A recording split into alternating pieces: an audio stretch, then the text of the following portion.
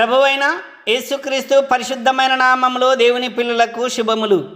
ప్రియులరా, దేవుడు మనలను ప్రేమించి తన ప్రియకుమారుడు మన రక్షకుడైన యేసుక్రీస్తుని ఈ లోకమునకు పంపి యేసుక్రీస్తు యొక్క శిలువ మరణ పునరుత్థానాల ద్వారా మనలను అపవాది బంధకములో నుండి విడిపించాడు.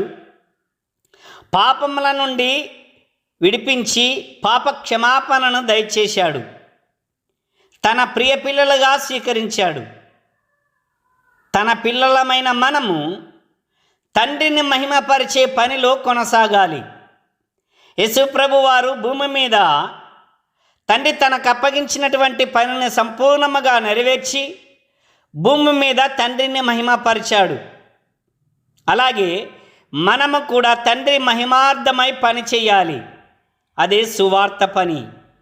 అందులో భాగంగా ఈ వీడియో సందేశాలు మీకు అందిస్తున్నాను. ప్రియులరా, మీరు కూడా దేవుని పనిలో కొనసాగాలని నేను ఆశిస్తున్నా. ప్రియులరా, ఈ వీడియో సందేశాలు చూస్తున్నటువంటి నీవు మీ రక్త సంబంధికులకు, మీ బంధువులకు, మీ స్నేహితులకు ఈ వీడియో షేర్ చేయటం వల్లను, అలాగే వీడియో ఓపెన్ చేసిన వెంటనే లైక్ చేయటం వల్ల దేవుని పని నువ్వు కూడా చేస్తున్నావు అనే విషయము గుర్తించాలని మనం చేస్తూ ఉన్నా. ప్రియులరా, మీరు ఇచ్చేటటువంటి లైక్ వల్ల ఈ వీడియో సందేశము అనేకులకు చేరువవుతుంది. అనేకులకు అందించేటటువంటి పనిలో నువ్వు కూడా కొనసాగినట్లే. కనుక లైక్ చేయటం మర్చిపోవద్దు. తప్పనిసరిగా వీడియో ఓపెన్ చేసిన వెంటనే లైక్ చేసి దేవుని పనిలో కొనసాగాలని నేను ఆశిస్తున్నాను. మంచిది, ధ్యానంలోనికి వెళదాం. మత్తయి సువార్త 3వ అధ్యాయానికి సంబంధించినటువంటి ప్రశ్నలకు సమాధానాలను చూద్దాం. మొదటి ప్రశ్నకు సమాధానం: బాప్తిస్మమిచ్చు యోహాను అరణ్యములో ఏమని ప్రకటించుచుండెను? బాప్తిస్మమిచ్చు యోహాను అరణ్యములో ఏమని ప్రకటించుచుండెను? సమాధానం: పరలోక రాజ్యము సమీపించి ఉన్నది, మారు మనసు పొందుడని యూదయ అరణ్యములో ప్రకటించుచూ ఉండెను. 2. ప్రభు మార్గము సిద్ధపరచుడి, ఆయన త్రోవలు సరళము చేయుడి అని అరణ్యములో కేకవేయు ఒకని శబ్దము అను ప్రవచనము ఏ ప్రవక్త పలికాడు?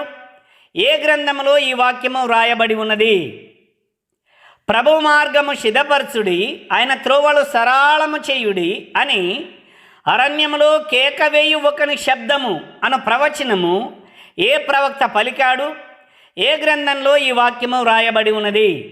సమాధానం: యెషయా ప్రవక్త పలికాడు. యెషయా గ్రంథము 40వ అధ్యాయము 3వ వచనంలో వ్రాయబడింది. 3. బాప్తిస్మమిచ్చు యోహాను ధరించే వస్త్రాలు ఏవి? అతని ఆహారము ఏది? బాప్తిస్మమిచ్చు యోహాను ధరించే వస్త్రాలు ఏవి? అతని ఆహారము ఏది?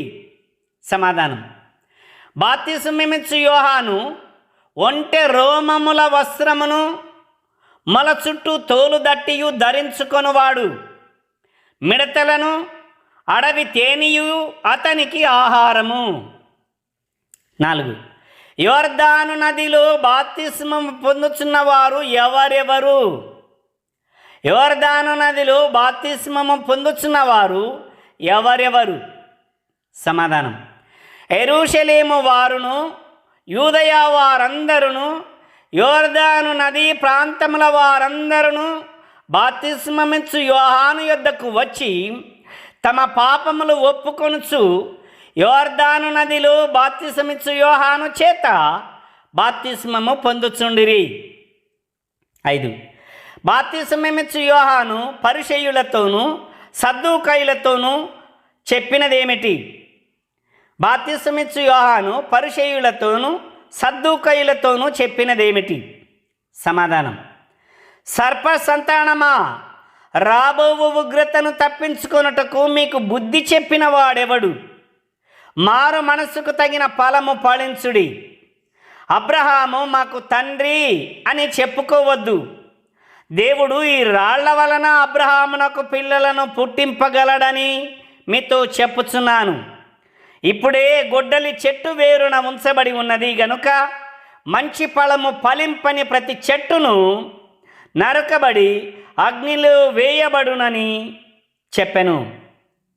6. బాప్తిస్మమిచ్చు యోహాను యేసును గూర్చి ఏమని చెప్పాడు? బాప్తిస్మమిచ్చు యోహాను యేసును గూర్చి ఏమని చెప్పాడు? సమాధానం: మారు మనస్సు నిమిత్తము నేను నీళ్లలో మీకు బాప్తిస్మమిచ్చుచున్నాను. అయితే నా వెనక వచ్చువాడు నాకంటే శక్తిమంతుడు. ఆయన చెప్పును మోయుటకైనను నేను పాత్రుడను కాను. ఆయన పరిశుద్ధాత్మలోను అగ్నితోనూ మీకు బాప్తిస్మమిచ్చును. ఆయన చేతిలో ఉన్నది. ఆయన తన కళ్ళమును బాగుగా శుభ్రము చేసి గోధుమలను కొట్లలో పోసి ఆరని అగ్నితో పొట్టును కాల్చివేయునని చెప్పెను. 7.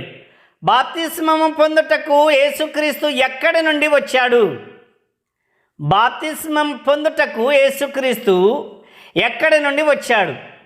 సమాధానం: యోహాను చేత బాప్తిస్మము పొందుటకు యేసు గలిలయ నుండి యోర్దాను దగ్గరనున్న అతని యొద్దకు వచ్చాడు. 8. బాప్తిస్మమిచ్చు యోహాను యేసుతో ఏమని పలికాడు? అందుకు యేసు అతనికి చెప్పినదేమిటి? బాప్తిస్మమిచ్చు యోహాను యేసుతో ఏమని పలికాడు? అందుకు యేసు అతనికి చెప్పినదేమిటి?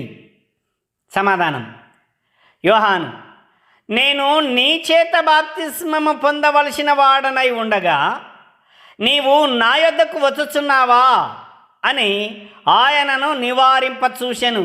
గాని యేసు, ఇప్పటికీ కానిమ్ము, నీతి యావత్తు ఇలాగూ నెరవేర్చుట మనకు తగి ఉన్నదని అతనికి ఉత్తరమిచ్చెను.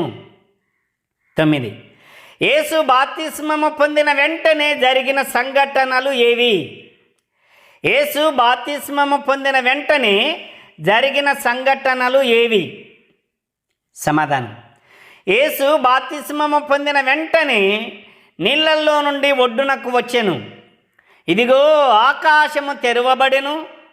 దేవుని ఆత్మ పావురము వలె దిగి తన మీదకు వచ్చుట చూసెను. 10. ఆకాశము నుండి వచ్చిన శబ్దము యేసును గూర్చి ఏమని పలికెను? ఆకాశము నుండి వచ్చిన శబ్దము యేసును గూర్చి ఏమని పలికెను? సమాధానం: ఇదిగో ఈయనే నా ప్రియకుమారుడు, ఈయన యందు నేను ఆనందించుచున్నాను అని ఒక శబ్దము ఆకాశము నుండి వచ్చెను. 11. ఈ అధ్యాయంలో ఎన్ని వచనాలున్నాయి? ఈ అధ్యాయంలో ఎన్ని వచనాలున్నాయి? సమాధానం: 17 వచనాలున్నాయి. దేవుని స్తోత్రాలు. ప్రియులరా, మీరు కూడా ఈ 3వ అధ్యాయాన్ని ధ్యానం చేయండి. ప్రశ్నలకు సమాధానాలను వెతుకుతూ వాక్యమందు బలపడగలరని ప్రేమతో మనవి చేస్తూ ఉన్నాను. దేవుడు మిమ్మల్ని దీవించునుగాక. ఆమేన్.